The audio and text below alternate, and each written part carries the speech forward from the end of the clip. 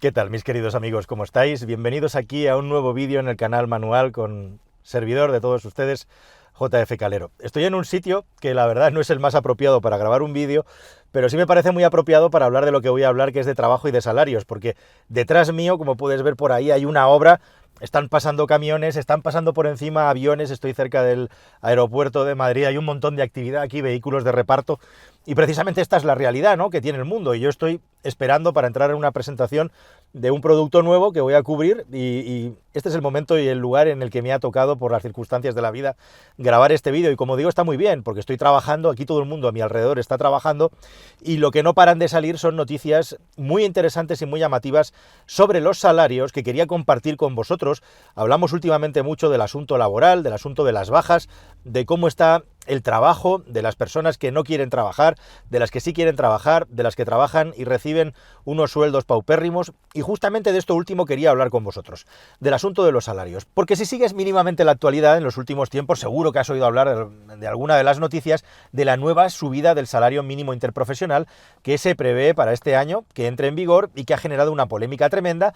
Es increíble que en nuestro país tenemos un gobierno que depende de muchas cosas externas, que no son puramente el propio partido, depende de otros partidos que están dentro. Dentro del gobierno hay personas que son de otros partidos que llevan su agenda propia, como es el caso de Yolanda Díaz. Son como células o unidades que están dentro del gobierno haciendo su trabajo para su propio partido y supuestamente también para la ciudadanía. Y nuestro gobierno depende igualmente, como se ha demostrado en los últimos tiempos, de un señor huido de la justicia que vive en Waterloo, que a su vez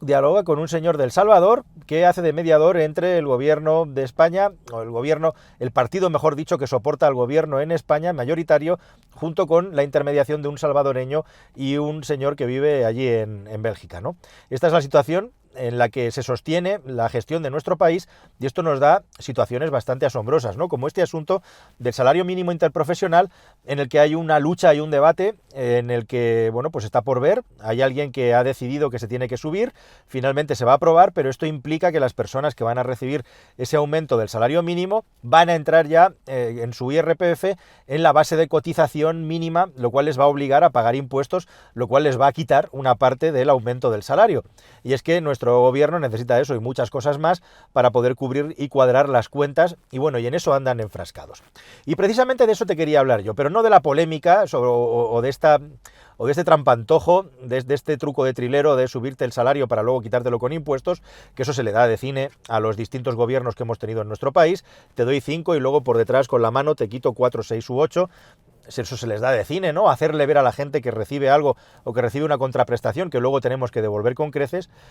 Son unos maestros en ese arte, sino con el asunto de las subidas continuadas del salario mínimo interprofesional. Según las patronales, desde el año 2016, es decir, en 9 años, la presión fiscal sobre los salarios para las empresas ha crecido en más de un 80%.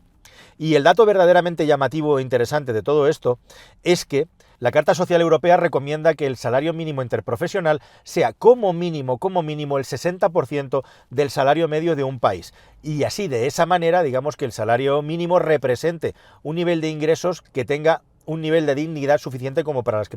que las personas se puedan valer por sí mismas, ¿no? Esto es lo que recomienda la Unión Europea. ¿Y qué está pasando en España? Pues lo que está pasando en España en el año 2025 es que hay ya muchas comunidades autónomas en las que el salario mínimo interprofesional no es el 60% del salario medio, sino que está llegando a ser ya más del 70% del salario medio de nuestro país. O lo que es lo mismo. Las últimas subidas del salario medio interprofesional han hecho que cada vez haya menos diferencia entre el salario mínimo y el salario medio que cobra una persona en una región determinada de nuestro país. Si lo decimos por provincias, son docenas de provincias en las que esto ya está ocurriendo. Y esto tiene dos lecturas. Una lectura muy positiva sería que el salario mínimo interprofesional está creciendo mucho y por lo tanto lo que se está aumentando es el poder adquisitivo de las personas que menos ganan, y eso es bueno. Y una lectura no tan evidente quizá, pero igualmente potente, más potente que la primera, es que el problema no es que el salario mínimo interprofesional crezca, sino que el salario medio está completamente estancado y los españoles cada vez somos más pobres y cada vez ganamos menos,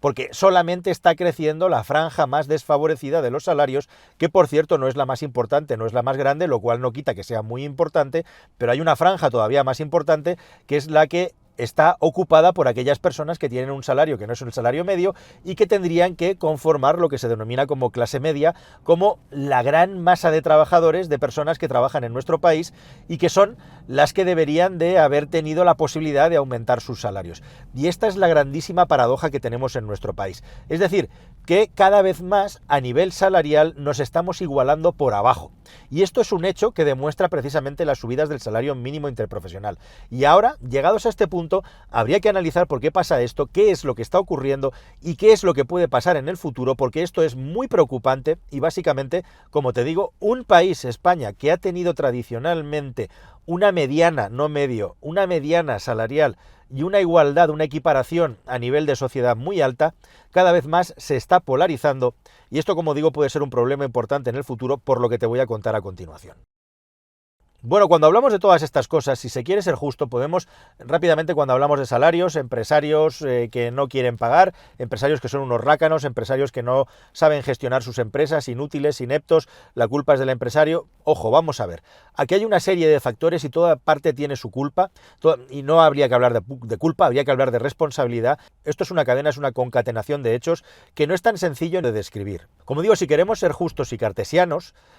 hay una cosa muy potente con la que podemos comparar los distintos países, que es cuál es el nivel de esfuerzo que hacen las empresas para pagar los salarios respecto a todos los ingresos que tiene una empresa. Ese dato es súper potente, porque de esa manera podemos comparar peras con peras, manzanas con manzanas. Oye, el empresario francés, el alemán, el italiano, el inglés, ¿cuánto de lo que gana destina a pagar salarios frente al empresario español? Bueno, pues lo que nos sale es que España está ligeramente por la media de la Unión Europea respecto a lo que es el coste, el peso de los salarios en los ingresos de las compañías que pagan esos salarios. Con esto te quiero decir que de esta ecuación no deberíamos de deducir, no deberíamos de concluir que los empresarios españoles pagan peor.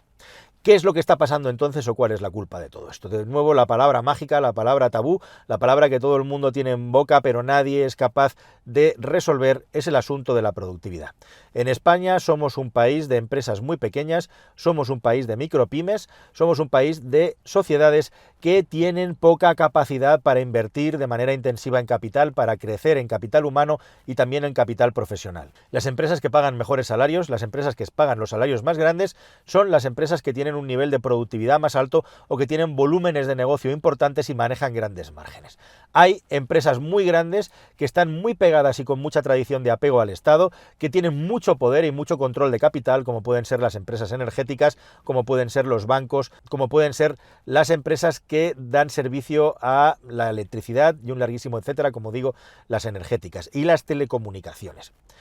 Al margen de todas estas grandes empresas que, como digo, están muy apegadas al poder y de hecho lo estamos viendo como constantemente se cambian cromos en los consejos de administración para que el Estado gane cuota de poder,